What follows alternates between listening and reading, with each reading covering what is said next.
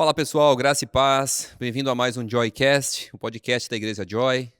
Hoje aqui com os nossos queridos pastor Diego e nosso presbítero Tiago. Vamos falar sobre um tema talvez polêmico, espero que não, né? Mas vamos ter um debate bacana aqui a respeito de salvação. Então, como saber se eu sou salvo? Então, Tiago, se quiser se apresentar aí para quem não te conhece ainda e dar uma pequena introdução sobre esse tema. Beleza, Tiago, esposo da Nayaja, pai da Nalu e da Gabi, e presbítero aqui da Joy. Muito bom. Pastor Diego, acho que primeira ou segunda vez aqui conosco. Eu acho que é recém-chegado, né? Bacana. Isso agora. Eu sou um seguidor de Jesus, pecador e salvo pela graça. Muito bom. Bonito. Eu peguei um pouco do trecho que o Wellington faz na introdução dele. Isso é legal, né? E um pouquinho do Juliano. E parafraseando os pastores. É isso. É coisa de pastor. Eu chego lá. Pessoal, vamos lá. A conversa hoje é o seguinte. Existe um medo, né? Um medo comum entre os cristãos. Alguns não, talvez. E a gente vai se aprofundar nisso e saber, sou realmente salvo? Né? E assim, de onde que vem isso? Como é que a gente pode enfrentar isso, né? Esse medo de uma maneira saudável? Ou como é que a gente pode ir em busca de uma certeza? Como é que é isso? Vamos começar aqui com o pastor Diego. Como é que você vê isso, pastor? Eu acho que esse é um problema que está ocorrendo dentro de muitas igrejas, cara. É onde está o nosso foco. Quando o nosso foco não está em Cristo, o nosso foco está no nosso coração, a gente acaba tendo esse tipo de incertezas. A nossa mente, né, cara? O nosso coração, o pastor Juliano fala muito, não vem do pastor Juliano, obviamente vem de Calvino, mas o nosso coração ele é uma fábrica de ídolos, né? Então, quando a gente tira o foco de Cristo e coloca o foco em nós mesmos, as incertezas, as dúvidas aparecem. Então, a primeira coisa que eu diria, sou salvo ou não sou? Você crê em Jesus? Crê que aquele sangue derramado foi pelos seus pecados, pelos meus pecados? Creio. Missão cumprida. Uma parte, check. E aí eu não quero também aqui atravessar a nossa conversa, não sei para onde isso vai desenvolver, mas aí a gente fala assim, então ficou muito fácil ser crente, né? Quer dizer que... Oi? Creu em Jesus, tá valendo. Tá valendo. Mas para mim aí começa o problema, né? Aí começa toda a história, mas eu não quero me avançar para que não dê problema. Então, eu acho que, mais uma vez, é uma forma que a gente tem de examinar nosso coração. E o que nós temos lá dentro? Qual a nossa intenção? A nossa intenção é viver uma vida para Cristo e crer nele. Então, eu posso ter certeza que eu estou salvo. Agora, caso contrário, temos um problema. Muito bom. Tiagão. Eu acho que eu consigo ver algumas coisas, né? Por exemplo, assim, práticas. É bem comum, assim, você ver alguém que vamos chamar isso de performance cristã, que tá lá todo dia, tá pregando, tá falando, tá trazendo um monte de gente, convertendo. Você olhar para essa pessoa e falar assim, gente, será que eu sou salvo? Né? A questão de comparação de performance de vida cristã, né? E a própria Bíblia vai mostrar para nós que existem níveis de maturidade, né? Então existem pessoas novas na fé. Paulo vai falar, né, quando ele vai falar sobre discutir assuntos controversos, ele vai chamar dos fracos na fé, mas eles são salvos também. Sim. Né? Então eu acho que isso é um dos pontos que às vezes pode levantar essa dúvida, né? Então não se compare, né, como o Diego falou, use os critérios bíblicos, né? Você crê em Jesus como seu Salvador? Você sabe que você é um pecador? Você sabe que você precisa de Jesus e que só Ele pode, né? E você crê e recebe Ele na sua vida e deixa Ele dirigir a sua vida agora, né? E se for para fazer um pequeno trabalho aqui ou um grandioso projeto, né? Você está salvo porque você crê em Jesus como seu Salvador, né? Uma outra coisa que a gente pode pensar também é quando a pessoa se converte, né, e começa essa caminhada cristã, ela começa a ter as transformações, né, as motivações, as prioridades transformadas pelo Espírito Santo, e aí uma coisa que ela fazia antigamente, talvez que não fazia nenhuma diferença, um pecado, ou ela falava mal de alguém, aquilo começa a machucar. Começa a incomodar. E ela pode até se perguntar, será que eu me converti mesmo? Né? E aí é importante ver que isso é um sinal de conversão, de salvação. Né? Se você não tá... Se isso não te incomoda, se o pecado não faz nada com você, aí sim é preocupante. É um mau sinal. Né? Mas se você está lutando mesmo com o pecado, tu pode crer que assim, a sua salvação está por aí, é esse o caminho. Isso foi muito legal que tu falou, Ti. Porque eu vou dar o exemplo da minha sogra, né? Ela. Não sei se pode falar de sogra. Pode? Pode falar. Tá liberado? Pode. Não, Depende do que for falar, meio... né? Porque eu controverso, acredito né? que ela vai ser salva também. Você vai acreditar que ela vai ser eu salva? acredito. Amém. Ela tá ouvindo, né? Mas brincadeiras à parte, ela não é convertida nos padrões que nós conhecemos. Eu vou explicar o que é isso. Porque conversão a gente sabe que tem alguns fatores, né? Principalmente quando publicamente a gente declara nossa fé em Cristo, que segue Cristo, e a gente vai lá se batizar, uma conversão. Mas eu brinco dizer que a minha conversão aconteceu muito mesmo antes do meu batismo. Perfeito. E da minha sogra não foi diferente. A minha sogra não é batizada ainda por um único motivo. E por isso que eu digo que tem uma salvação para ela. Porque ela não quer se batizar porque ela não se acha digna de dizer que ela é uma seguidora de Jesus, porque ela diz que tem muitos pecados na vida dela. E eu falei, sogra, perfeito, tu é uma das pessoas escolhidas. Porque se tu tem essa consciência e tem o temor de não querer se batizar porque tu acredita que tu não é digna, tem salvação. Porque tem muita gente que desce as águas do batismo e não faz dessas águas, sai das águas e continua as mesmas pessoas. E ela mostrou que ela tem uma temência ao Senhor muito maior. Então, de novo, o foco dela está voltado para o Senhor. Então, se ainda há arrependimento no seu coração, há transformação. Se há transformação, com toda certeza a salvação, né? Acho interessante isso, porque se a gente for pegar que onde só serão salvos, em uma realidade onde só serão salvos os dignos, os que merecerem. Acabou. Desculpa, eu não conheço. Pode existir. Conheci um só, né? Mas eu não conheço. Eu mesmo tô fora dessa lista, se for pensar dentro desses critérios, né? Com certeza. Mas vamos lá. Pensando na questão de salvação agora. O que é papel de Deus e o que é papel do homem nesse tabuleiro? Vamos chamar assim. Qual que é o fundamento que nós temos, né? Terreno, bíblico, que vai nos dar essa base? Vou começar então. A salvação, ela é uma obra de Deus, né? No homem. E aí a gente pode abrir aqui, né? Deus, através de Jesus, ele vem e faz na cruz a obra salvadora, né? De substituir nós na morte, né, merecida pelo nosso pecado. Ponto. Agora o homem responde em fé, né? Perfeito. Então existe algo ali, né, do homem, né? Mas a Bíblia também fala que essa fé vem de Deus. Né? Então eu queria ler aqui Efésios 2, 8 a 9, que fala essa questão, né? Nós somos salvos pela graça, e diz assim: pois vocês são salvos pela graça, por meio da fé. Olha só, e isso não vem de vocês, é dom de Deus, não por obras, para que ninguém se glorie. Tem muita discussão sobre isso, né, Lu? Né, Diego? Sim. Mas eu acho que, eu entendo que a grande obra aqui é do Senhor. Perfeito. Né?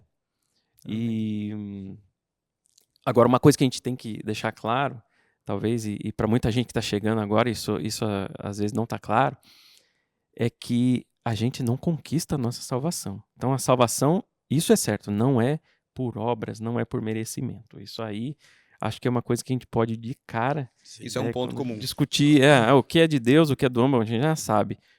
Não é uma coisa que eu vou fazer, que eu vou conquistar, né, que eu vou ser a Madre Teresa de Calcutá. Não, diante de Deus, todos nós merecemos a morte, estamos mortos, né, e Ele que vem nos vivificar, né, nos vivificar. Vem ao resgate. Vem ao resgate. Ele que dá o primeiro passo sempre, né.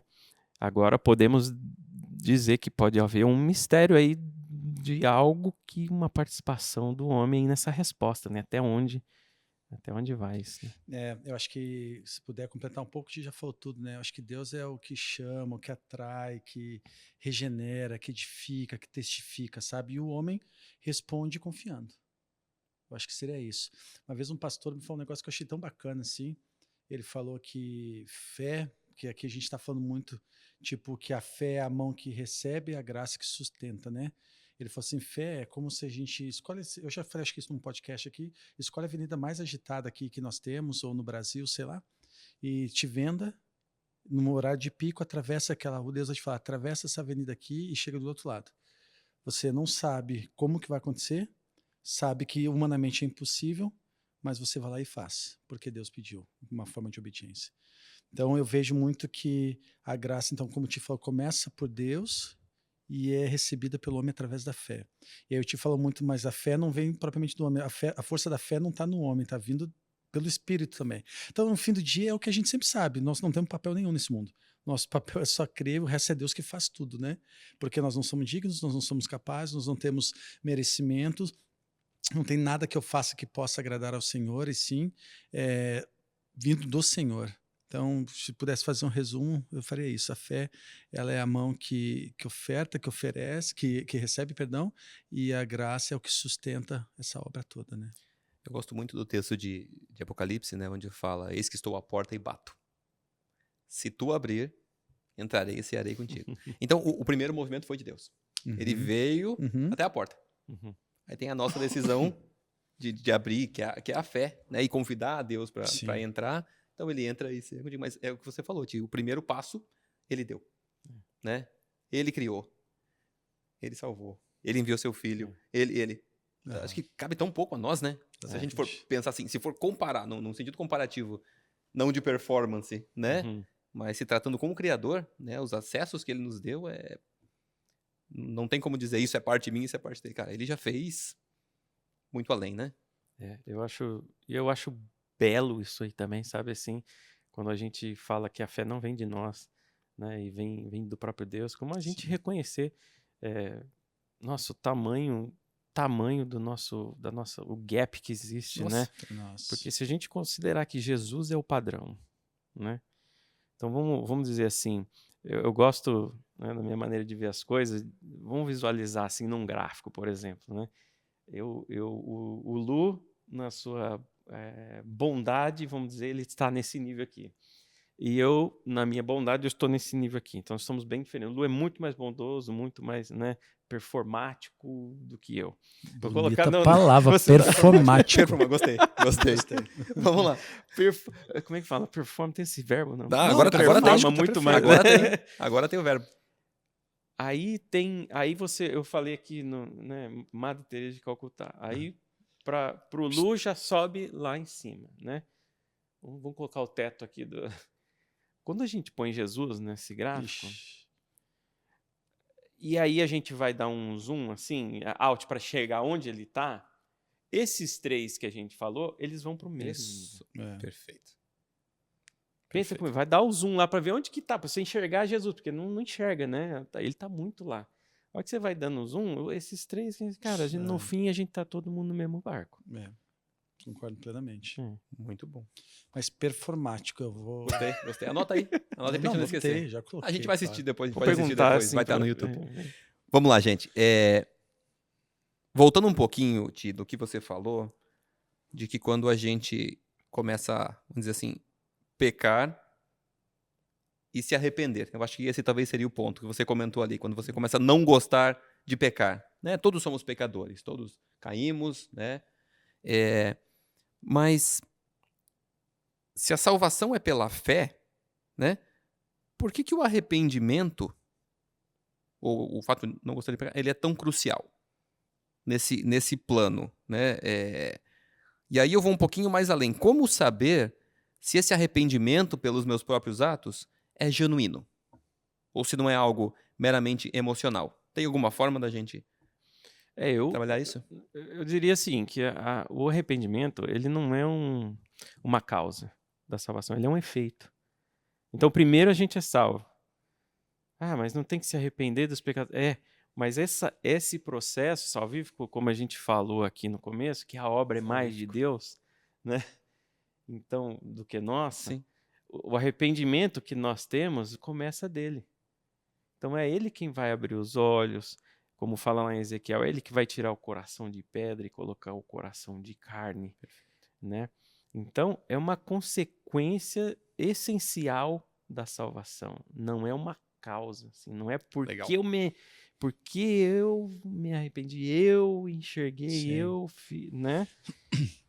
Eu acho que começa por aí, né? O Diego vai... Não, eu acho perfeito. Eu acho que o arrependimento ele é inseparável da fé, né? E entrar no começo que eu falei.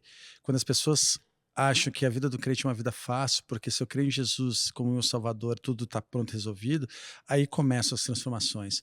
Porque para eu aceitar que Jesus é o meu Salvador, o sangue derramado foi pelos meus e teus pecados, eu preciso viver uma vida conforme Cristo pede. João Batista já falava sobre o arrependimento, que antes mesmo de Jesus vir. E ao mesmo tempo, isso nos remete que o arrependimento ele gera mudanças. Agora tu falou em remorso. O remorso causa tristeza, angústia, medo, pânico. Até a gente ouve muito, quando a gente começa a estudar no seminário, né? Judas teve remorso ou ele teve arrependimento depois de ter entregue Jesus? E aí a gente aprende que foi remorso, porque a consequência dele traduz o que ele sentiu. Que se fosse um arrependimento, teria uma transformação, ele seria um homem diferente. O remorso trouxe um sentimento ruim, um ato ruim. Então, eu acho que essa é a diferença. Assim. Eu gosto que Mateus 3,8 fala assim, ó, provem por suas ações que vocês se arrependeram. Então, eu vou fazer algo melhor, não porque eu sou um cara bom, mas o amor de Cristo é tão constrangedor por nós, o que ele fez por nós é tão testificante em nossos corações, que faz a gente agir diferente. Nos causa angústia saber que eu fiz algo errado, que nós vamos fazer, como tu disseste, e aquilo se torna natural, não pode ser natural. Então, o arrependimento ele vai te causar mudanças diárias, muito embora tu vá fazer algo errado, mas toda vez tu vai tentar melhorar. O remorso vai te causar tristeza. Então, é assim que eu vejo a diferença, né? Interessante. E você tinha falado também, né, Luke, é como diferenciar se isso é genuíno, se isso, né, é como um remorso, uma coisa assim, né, sem a profundidade necessária, né, é realmente objeto da salvação, né. Eu vejo que são sinais, né, mudança de postura, de atitude, né, e você, por exemplo, uma coisa que eu acho fundamental, você deixar de fazer uma coisa não com medo da consequência. Não porque eu acho que eu vou ser pego se eu fizer aquilo.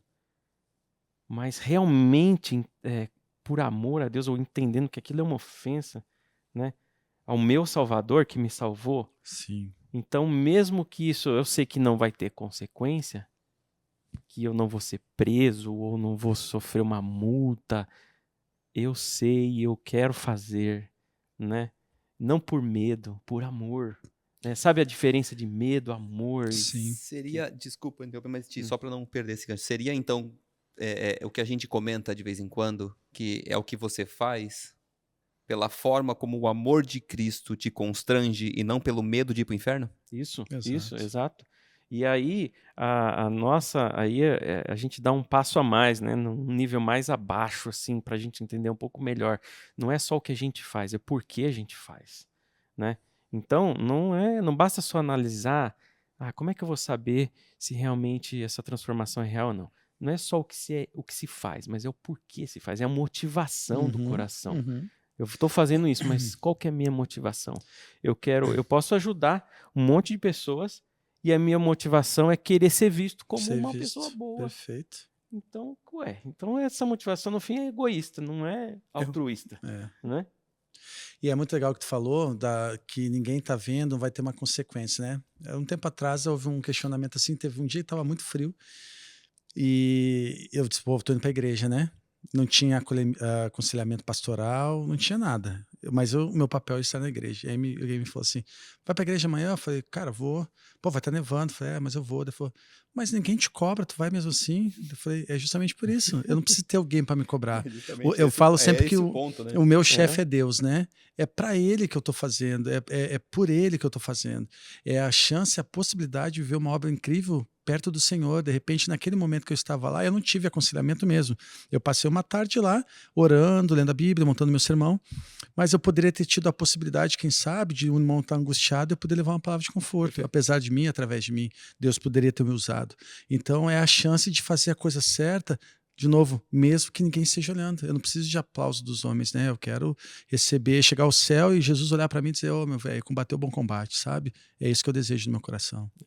E nós é que precisamos saber isso. Ninguém precisa saber disso. Não, ninguém precisa. Né? Que a mão direita faz, a esquerda não precisa ficar sabendo. Exato. Eu preciso olhar para o meu coração. Eu preciso ler a Bíblia é um espelho, ela vai me mostrar, me apontar. É isso. Né? Eu falo, até comentei num dos podcasts, não vou lembrar qual foi, eu falei sobre isso, né, de a Bíblia. A Bíblia, cara, se as pessoas soubessem o poder que ela tem, muitas pessoas sabem, é claro, mas muitas outras pessoas nunca abriram uma Bíblia. Eles só ouvem falar de Deus através do pastor, através ou da tua própria vida, né? Mas não que vá ler. E, cara, ali dentro tá como educar um filho, ali dentro tá como edificar meu casamento. Manual de vida, né? Manual de vida. E as pessoas perdem a possibilidade disso. Né? Interessante. Sim. Diego comentou sobre a forma como o Espírito Santo testifica, né? Na nossa vida e tudo mais. Mas assim, como é que eu identifico, certo? Se algo é a voz do Espírito Santo, certo? Porque eu fui salvo, então Claro. recebi o Espírito de Deus. Ou se é um mero desejo meu, uma mera vontade minha, né? o fazer algo. Como é que a gente distingue essa linha tênue entre a minha própria vontade ou o Espírito Santo testificando no meu coração? Eu falo sempre, amigo, que Deus sabe o que tu fez de errado. E se houver um arrependimento daquilo que tu fez de errado, Deus não vai pisotear no teu passado. Então, ele nos mostrou, a gente se arrependeu genuinamente, ele não vai pisotear mais em ti. Agora, a nossa mente faz isso, até mesmo o inimigo faz isso. Então, a forma que eu uso para identificar eu tenho convicção, se me traz convicção à luz das escrituras da Bíblia, não é o que eu acho, é o que a Bíblia me diz. E se o que o Espírito Santo está me testificando está alinhado com o que a Bíblia está dizendo, é convicção. É o Espírito Santo do Senhor. Agora, se for qualquer outra forma, seja o inimigo, seja nossa mente, seja nossas intenções, a vontade do meu coração, ele vai me causar confusão. Ora, eu tenho certeza que eu quero, ora eu não tenho certeza. Isso eu vou fazer vai dar certo, mas se eu fizer isso também vai dar certo, sabe? O Espírito Santo dá convicção, cara. Por exemplo, assim, esse dia, inclusive, que eu fui para a igreja, né? Eu tinha convicção no meu coração que eu tinha que ir. Mesmo que pessoas na minha volta pedindo para não ir, mesmo sabendo que não tinha ninguém para me esperar lá, não tinha aconselhamento pastoral, mas eu tinha convicção. Eu não fiquei em nenhum momento na dúvida que eu tinha que ir. Então, o Espírito Santo, ele traz convicção, ele não traz dúvida para o teu coração. Então, é uma das formas que eu identifico, sabe? Eu acho que o Diego falou a palavra convicção. Eu também usaria a palavra paz. E está lá, é o fruto do Espírito, né? Gálatas 5, 22, 23, ele vai falar alegria, domínio próprio, paz também está lá. Né? E a paz, a nossa emocional, ele oscila, mas o Espírito, ele dá a convicção. Ele dá a constância necessária. Então, você pode estar com uma ideia hoje, né? E achar que é a voz do Espírito. Isso. Então, dorme, ora, acorda amanhã, se essa ideia ainda continuar na sua cabeça, é possível que seja. Né? Eu gosto muito de usar de exemplo o sogro e a sogra da minha filha, da Mandica, os pais do Vini, que cara, pensa numa família de Deus, assim, são os caras. Eu os amo em Cristo de verdade. Eu estava na fase, o Vini vem pro Canadá, não vem, é o filho que é a alegria da casa, não que a Lê não seja, né? Mas o Vini é meio bobalhão, assim, brincalhão, meio, não sei se conhece gente assim, né? E aí, e aí eles estavam, Vini, vem pra cá ou não vem pra cá? Eles são muito que qualquer posicionamento que eles vão dar, eles oram antes. Eles falaram assim, Diegão, a gente quer orar para ter a convicção que é isso. Oraram, não sentiram paz no coração. Continuaram orando, não sentiram paz no coração. Daqui a pouco começou a trazer tranquilidade. Tranquilidade. Todos os momentos que falava do Vini vir para o Canadá era paz no espírito. Algumas semanas atrás, estava falando com o Vini, falei, Vini, como é que tá o pai e a mãe? Não, eles estão muito, muito de boa, estão em paz. Isso é testificação do Espírito Santo do Senhor. Nos primeiros dias estava a emoção rolando. É o meu filhinho, é o futuro, o Vini quer isso, mas a Mandinha tá lá, mas ao mesmo tempo ele vai perder a chance de ter um bom trabalho aqui, sabe? Então o que te falou, estava oscilando muitos sentimentos. Não é o Espírito Santo do Senhor, de forma alguma. Interessante, né? Interessante. E eu acho que realmente Deus não é um Deus de confusão. Não. Muito pelo contrário, né? É um Deus de clareza. E a própria Bíblia responde a ela própria. Né? Qualquer dúvida que você tenha. Você falou, né? O manual do que fazer tá ali. E uma coisa que eu acho interessante é que os tempos mudaram. Né? Os tempos mudaram, a história mudou, pessoas mudaram, culturas mudaram, costumes mudaram, mas a Bíblia é a mesma.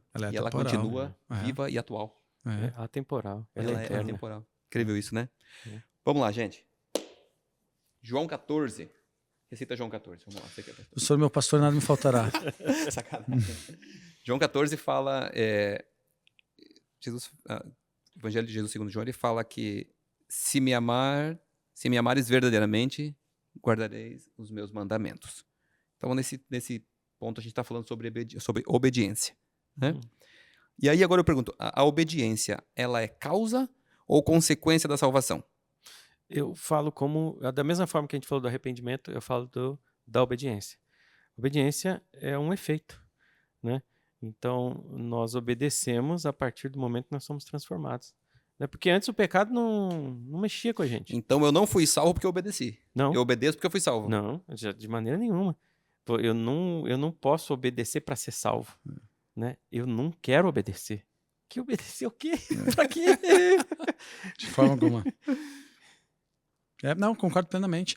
Eu brinquei até numa pregação que eu fiz o Trava-Língua, né? Até eu usei isso aqui no podcast. Eu faço o que eu faço, Deus me escolheu porque eu faço o que eu faço, ou o que eu faço porque Deus me escolheu? Então essa é a questão. Não tem nada que a gente faça que possa fazer Deus gostar da gente. É um amor gratuito. Um amor que foi desde antes do útero das nossas mães. E isso nos traz uma paz muito grande, né, cara? Eu falo sempre que eu vim de outras religiões, isso já está muito claro, eu falo em todos os podcasts. Enquanto outras religiões tu tem que fazer de tudo para se aproximar de Deus, quando tu se torna um cristão, isso já aconteceu. Ele veio até nós, ele ficou acessível. Ele deu seu único filho para que o véu fosse rasgado e não houvesse mais intercessores entre ele e nós para esse diálogo, sabe? Então, cara, é um Deus maravilhoso, né? Bom demais. Interessante. 1 João 3,14. Rapaz, lembra? É pra falar. Não, hoje em dia, vamos fazer o joguinho aqui. Não, ele veio de casa com tudo anotado. Agora fala Salmo 84, para mim, por favor. 1 João, vamos lá. Na primeira epístola de João, ele fala assim: sabemos que passamos da morte para a vida porque amamos os irmãos. Uhum. E aí eu pergunto, por que agora o amor pela comunidade de fé, que é a nossa comunidade em si, é uma evidência da salvação? Eu acho que assim, uma coisa importante que acontece é que antes a gente é um corpo. Perfeito. E depois a gente é parte de um corpo. Uhum. Um corpo maior e muito melhor. Claro. E nesse corpo, Paulo vai lá em Coríntios, ele vai fazer essa comparação, né? É um corpo onde você sofre com os que sofrem. E você se alegra com os que se alegram. O que é muito difícil às vezes, né? A gente se alegrar tendo alguém que está indo muito melhor do que a gente, por exemplo, numa determinada coisa. Mas um corpo de verdade, ele é assim. Ele sabe que a bênção na vida do outro irmão vai ser bênção para o corpo. Isso. Inclusive para mim, né? E vai para o reino de Deus, né? Eu acho que o começo é aí. É essa questão de nós sermos um corpo. Né? Por que então eu tenho que amar a igreja é uma evidência? Porque nós nos tornamos um corpo a partir daí. Eu acho que aqueles que foram unidos por Cristo acabam amando aquilo que Cristo ama. Isso que para mim é a grande sacada, sabe? Esse amor ele pode ser refletido inclusive de várias formas, forma de serviço, forma de perdão, de apoio. Então eu acho que, como te falou, quando a gente passa a ser um só, a gente celebra com a vitória do outro. Isso é uma coisa muito difícil, principalmente nos mundos atuais. Porque, de repente, tu vai para a igreja, tu ora todos os dias, participa de PG, tu serve a igreja, e enquanto meu irmão que senta do meu lado só vem para o culto consumir. E ele está prosperando e tu não. E a gente acaba olhando para o lado e diz, oh Deus, por que ele merece e eu não mereço? Né? Começa pela história que ninguém merece, pronto. Segundo, ele é Deus, ele faz o que ele quer e não deve satisfação para nós. Jó saiu dessa vida sem saber por que ele passou o que passou. Perfeito. Mas eu acho que é se alegrar com a vitória do outro. Isso faz parte de um corpo de Cristo, por isso que é importante o amor pela comunidade. E eu irei um pouco mais além, ainda é um pouco mais difícil, principalmente para nós pecadores, que é ame aquele que te faz mal, porque amar quem te faz bem é muito fácil, mas aquele que te faz mal, faça isso. Então, sabe quando você... Tem uma passagem que eu não vou lembrar agora, mas como tá bom de passagem, tu citou várias aí, que fala quando alguém for te tirar, pedir algo, dê a capa, quando, sabe? Eu fugiu agora a passagem, mas enfim, mostrando assim, quando alguém for te tirar algo que até não é dele de pertencimento, que é seu, vai lá e oferte a ele. Ou quando você emprestar dinheiro para alguém e não tiver, não tente tirar tudo que ele tem, sabe? Como é difícil isso, cara. Como é difícil a gente ter a sensibilidade, a generosidade de ajudar pessoas que não celebram com as vitórias, pessoas que não te ajudam, pessoas que não te fazem bem. Uma vez aconteceu um caso, eu vou contar aqui um testemunho muito feio de minha parte. Nós temos, não sei se você sabe, nós temos um grupo aqui na Joy, que é os graneiros. Só quem é das antigas vai saber o que isso significa. E aí, pô, é um grupo onde todo mundo ajuda todo mundo faz mudança para todo mundo. E do nada surgiu uma mudança. E do nada, eu não fazia nem ideia, porque como eu estou muito fora da igreja, eu não fazia nem ideia quem era esse irmão. Eu falei assim, nossa, que estranho. Esse irmão eu nunca tinha visto, porque eu saí da Joy aqui, né? Estou na Joy St. Cat's, então não tem mais esse relacionamento, tanto relacionamento aqui. Eu falei, irmão, nunca apareceu e do nada já chegou pedindo mudança. E aí, e aí meu coração na hora pensou isso, cara. E aí vem aquela voz muito suave, muito tranquila e falou assim, tipo, quem te perguntou, né? Tipo, por que tu acha que o cara não merece ser cuidado? Só porque o cara chegou agora? Não conheço a história do cara, não conheço do passado do cara. E quem sabe, ele é um cara que ajuda todo mundo, só entrou no grupo agora, mas já tem feito boas obras antes. Sabe? Então, como é difícil a gente olhar para os outros com um olhar assim, de gratidão, de agradecimento, né? É verdade. E eu acho que, assim, por isso que eu acho, Diego, que eu voto nesse ponto aí, que a obra é de Deus mesmo. Possível ser porque eu me conheço. Claro. Então, o mal aqui, o potencial para destruição, eu sei que está aqui. Uhum. E se não é isso que acontece na prática, não é por minha causa, né? Então, eu não teria vontade de ir lá ajudar. Não sou bom assim. Não. Né? Eu acho essa obra de Deus mesmo que muda tudo. É isso. Lá em 1 João 4,7, enquanto a gente estava procurando, diz assim, ó, amados, continuemos a amar uns aos outros, pois o amor vem de Deus. Quem ama é nascido de Deus e conhece a Deus. É isso, cara. É isso. O que eu ia comentar rapidamente, que você comentou ali de Romanos 12:15, né? Alegrai com os que se alegram e chorai com os que choram. Teoricamente, seria muito fácil se alegrar com quem se alegra, né? Porque são vitórias do corpo da comunidade. Sim. Mas eu acho que existe, posso estar enganado, e eu queria a opinião de vocês rapidamente, eu acho que existe uma pressão da própria cultura de hoje, né? Que você tem que ganhar, você tem que prosperar, você tem que ser melhor do que o seu adversário, sabe? Claro. Essa busca incessante, né? E isso muito em questões humanas, em questões financeiras, Materiais, que você tem que né? prosperar, materiais. E aí quando você vê que alguém prosperou, ou alguém deu um passinho que talvez você gostaria que fosse o seu passinho, aquela inveja toma conta e é difícil se alegrar com a alegria de alguém. Cara, olha a que nível a gente chega. Nada mudou na sua vida, certo? Nada. Exato. Nada mudou na sua vida. Nem tirou, nem aumentou. Nem tirou, nem aumentou. É Mas isso. você conseguiu ficar triste porque outra pessoa... Não é? É terrível. Não é interessante? Complicado isso, né? Que ponto chega nós? Não vou ter nem o ser humano, nós, né? Que ponto chego eu? Irmão, é por isso que foi dado o melhor cordeiro. Sabe? O perfeito. Porque a gente é tão pobre, mas tão pobre de espírito, que precisava algo muito grandioso para não nos levar para o inferno. Exatamente. É muito interessante isso aí, cara. Isso revela, né?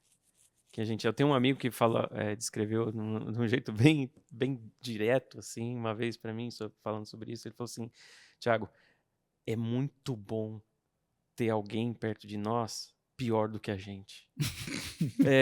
Não é? Claro. Não é? Muito bom. Afaga o ego, né? Certo, né? E revela como a gente está apoiado. Revelar uma coisa que eu acho muito legal, assim, numa das minhas leituras para uma pregação, tinha um autor que dizia assim, a situação faz o ladrão, certo? Errado, a situação só demonstra o teu caráter. Cara, isso é impactante. Não faz o ladrão, na verdade o ladrão sempre existiu. Ele só põe para fora o que a gente é, né? É isso. Interessante. E mesmo assim, o cara morreu por nós. Cada vez, assim, quanto mais a gente discute, quanto mais a gente se aprofunda, mais eu tenho vergonha, né? Aí é que a gente vê que ele é o exemplo maior. É isso. Né? Porque a gente estava falando de amor sacrificial, né? De se doar, né? Das mudanças que acontecem na salvação, né?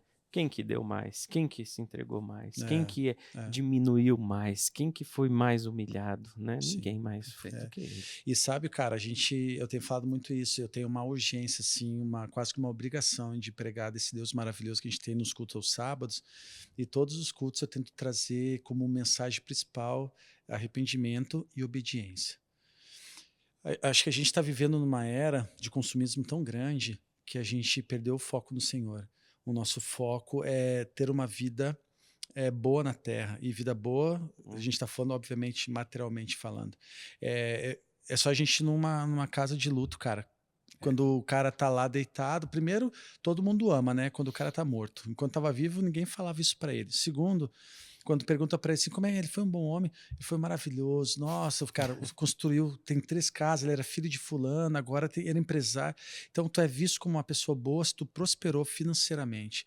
Ninguém fala assim, Esse é o sinônimo de sucesso, né? nome de sucesso. É. Ninguém fala assim, que ninguém não, o crente deve fazer. Ele foi um bom homem? Foi incrível assim, ó. Ele discipulou pessoas, inúmeras pessoas largaram as drogas, Pregou a prostituição, palavra, sabe? levou o Levou evangelho, evangelho. amou o inimigo. Isso. E a gente tá perdendo isso, cara, É principalmente dentro das igrejas. E a gente não tem mais tempo, como eu falei no outro podcast, a gente não sabe quando o senhor tá voltando, cara. E eu acho que tá muito mais próximo do que a gente pensa. Se, como eu disse, não sei se ele vai voltar ou a gente vai morrer antes, mas nós temos que ter a possibilidade de mais pessoas conhecer esse Deus que nós estamos falando aqui, porque tem gente saindo fora desse mundo sem ter ouvido falar do amor de Deus, cara. E eu falo, se eu fui salvo, irmãos, acredite, esse mundo tem salvação, porque eu era um cara, não fiz nada ilícito a ponto de ser preso. Mas eu tinha um ego super elevado, era soberbo, era arrogante. Eu dizia que eu preferia viver entre os animais que entre os homens, não suportava pessoas. E Deus falou assim: é Então tu tá bom. mesmo que eu quero, vem pra cá. E hoje, quem me conhece sabe, uma das maiores prazeres de minha vida, depois de adorar o Senhor, é cuidar de pessoas. Então, olha como há transformação. E é isso que a gente precisa fazer. Esse é o papel do pastor, do presbítero, do diácono, dos irmãos que vêm no culto. Eu acho que esse é o papel do cristão, né? Do cristão. Falar desse amor, falar do amor desse Deus que ele é simplesmente incrível, sabe? Legal, interessante. E aí agora eu quero saber de vocês, como é que a nossa perspectiva sobre morte e eternidade muda quando você tem a certeza da salvação? Eu tenho 2 exemplos assim que eu gosto de falar, cara. É um assunto que eu gosto de falar também. Minha mãe e o meu sogro.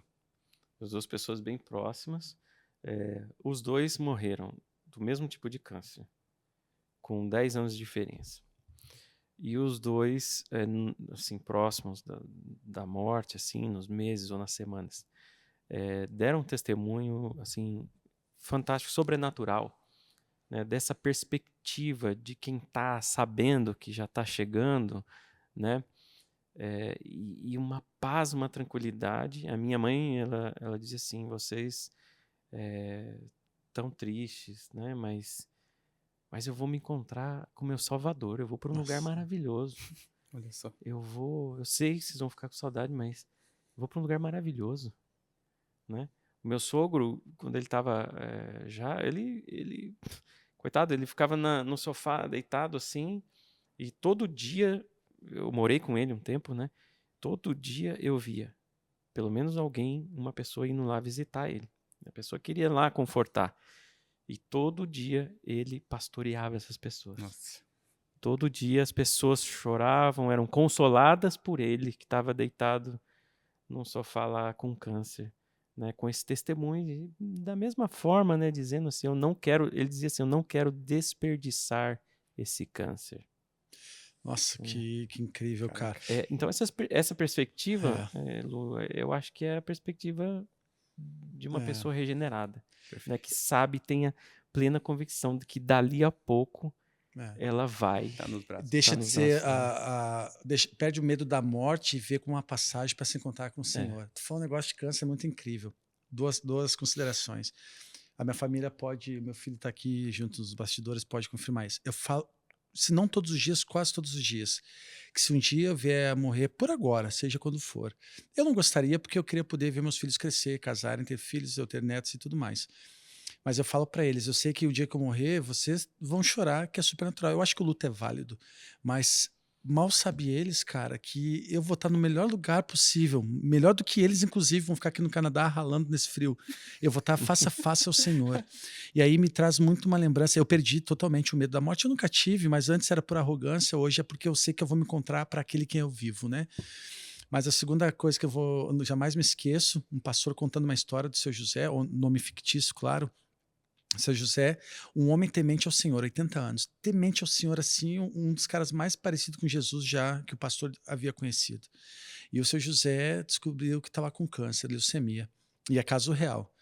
O pastor foi lá, mesma coisa que o sogro do tio. O pastor foi lá trazer uma palavra de conforto. E, cara, chegou lá, o seu José estava rindo. E aí o pastor, seu José, como é que o senhor está com a notícia? Não, eu estou super bem. Como assim super bem, seu José? Não, porque minha vida está na mão do Senhor, mas, seu José, o que o senhor tem? Ele falou, um tal de leucemia. Daí o pastor se apavorou. Pô, meu Deus, a leucemia não... O seu José não fazia nem noção de fato que era uma leucemia. E aí ele falou assim, seu José, mas essa doença é séria. Não, fique em paz que minha vida está na mão do Senhor. Ok. Por que eu posso orar por ti? José? Porque Deus possa me usar profundamente com essa tal de leucemia e que eu possa glorificar o nome dele. Enfim, o seu José foi para o hospital fazer a quimioterapia. Chegou lá, o pastor foi no dia da primeira quimio dele. Daí falou assim, seu José, como é que o senhor está sentindo? Não, estou super bem, muito obrigado. Assim. Não, como assim? O senhor fez quimio? Eu fiz quimio, mas por que o senhor está bem? Porque assim, ontem à noite, antes de fazer a quimio, eu passei por 3 quartos. O cara do primeiro quarto lá aceitou Jesus. O segundo não deu tempo porque ele morreu. E esse aqui que está aqui atrás de mim está falando para mim que hoje quer ouvir sobre Jesus, que ele quer entregar a vida dele, porque o médico falou que tem 3 dias mais de vida. Então que Deus continue aumentando essa leucemia em mim. Assim, cara. Olha como ele não tinha noção da doença, mas olha que quer confiar no Senhor. E aí o seu José saiu da quimio, extremamente bem, viveu por mais 8 anos, morreu de velhice, não pelo problema da quimio. Mas veja quando a morte só é mais uma página da tua vida, porque tu sabe que o próximo passo é encontrar com o Senhor. E a felicidade do seu José era ter tido aquela leucemia, que se não tivesse leucemia, muitas pessoas do quarto 1, 2, 3 tinham morrido sem conhecer o Senhor. Então, olha quando a gente se entrega profundamente às obras de Deus, cara, quando a gente realmente entende que Ele é o Criador, nós somos a criação e a criatura, que se Ele é o Criador, Ele tem o início, o meio e o fim da nossa vida, as obras dele são boas, perfeitas e agradáveis, cara. A gente não tem o que temer, mas também são palavras ditas. É difícil, a gente sabe, mas deveríamos fazer, né? Muito bom, muito bom. O pessoal do mezanino tá segura avisando. Aí, segura aí, porque o negócio pegou fogo. Sabe o que eu lembrei agora? Do primeiro, do Filipenses 1, 21, 23, que fala assim, ó. Paulo fala, né?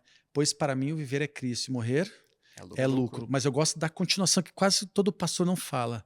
Mas, se continuar vivo, posso trabalhar e produzir frutos para Cristo.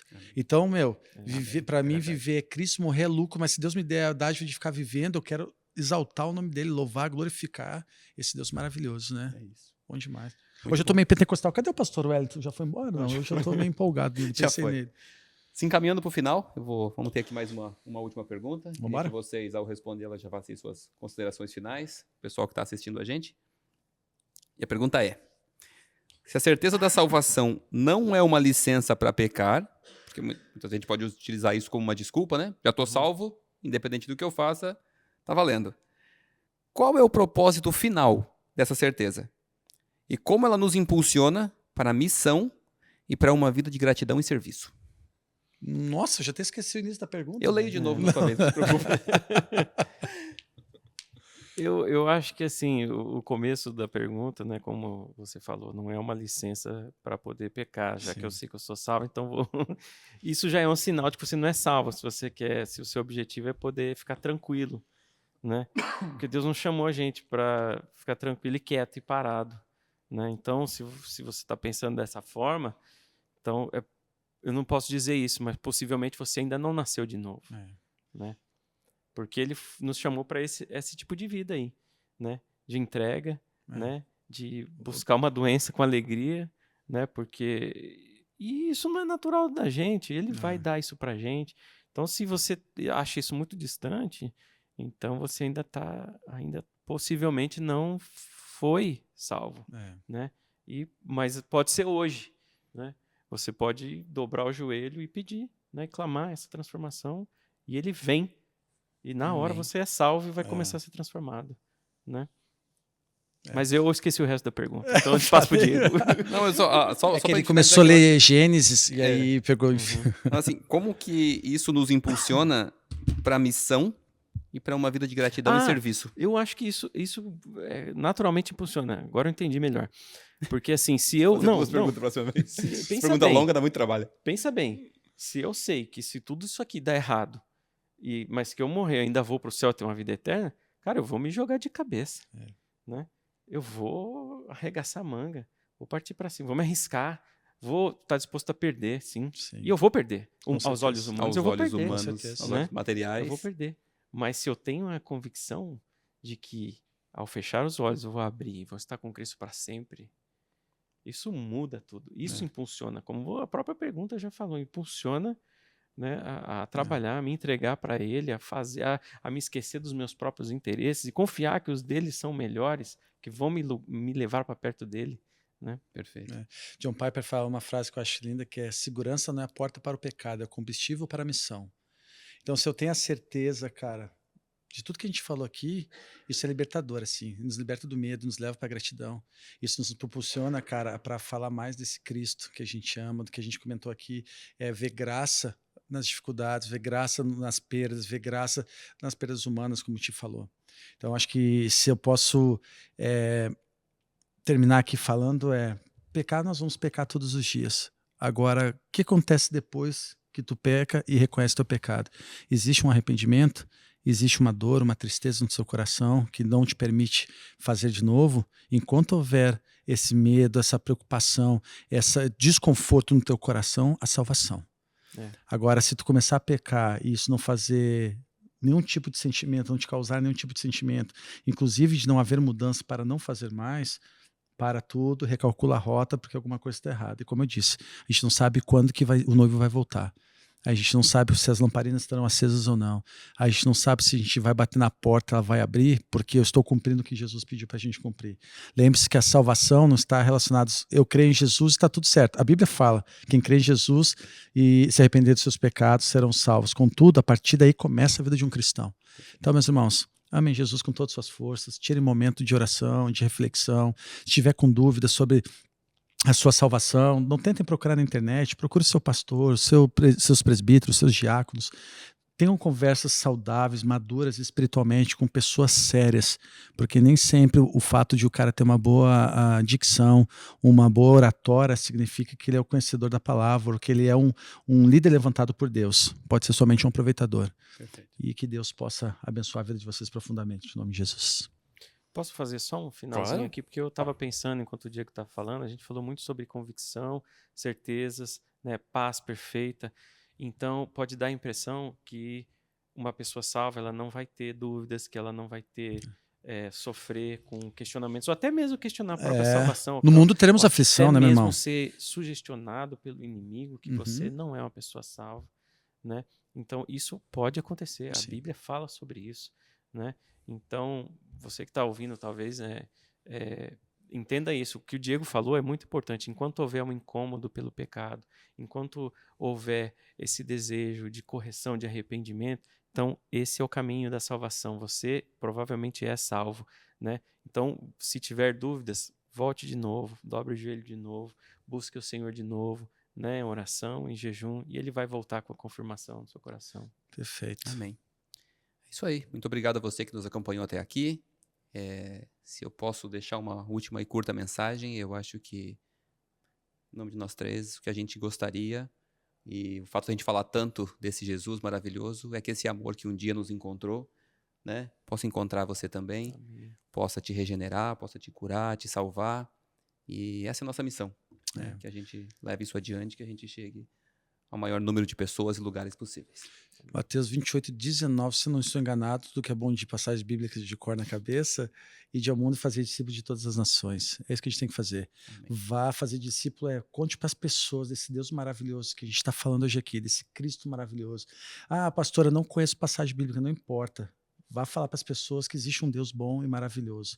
Que Jonas, só para encerrar, durante a caminhada dele lá por Nínive, ele falou, em 40 dias Nínive será destruída. Essa foi a pregação dele. Foi isso. E todo mundo se arrependeu. Então não depende de você. O Espírito Santo testifica. Então esteja disposto, obediente e deixe que Jesus faça o resto. Amém. Muito obrigado. Uma boa tarde, boa noite. Não bom sei em que dia. hora você está assistindo, mas obrigado por ter ficado conosco nesse episódio. Espero que tenha gostado. Ative o sininho aí para receber as notificações. Curta esse vídeo, compartilhe, envie para os seus contatos, familiares, amigos. Mande que se você não enviar para 7 pessoas, você vai ter anos de azar. Como é que faziam nas correntes? Tá valendo? Não sei se vale ainda. Antigamente fazia. Faça, Mas tudo bem. muito obrigado pela sua participação, pela sua companhia e nos vemos no próximo Joycast.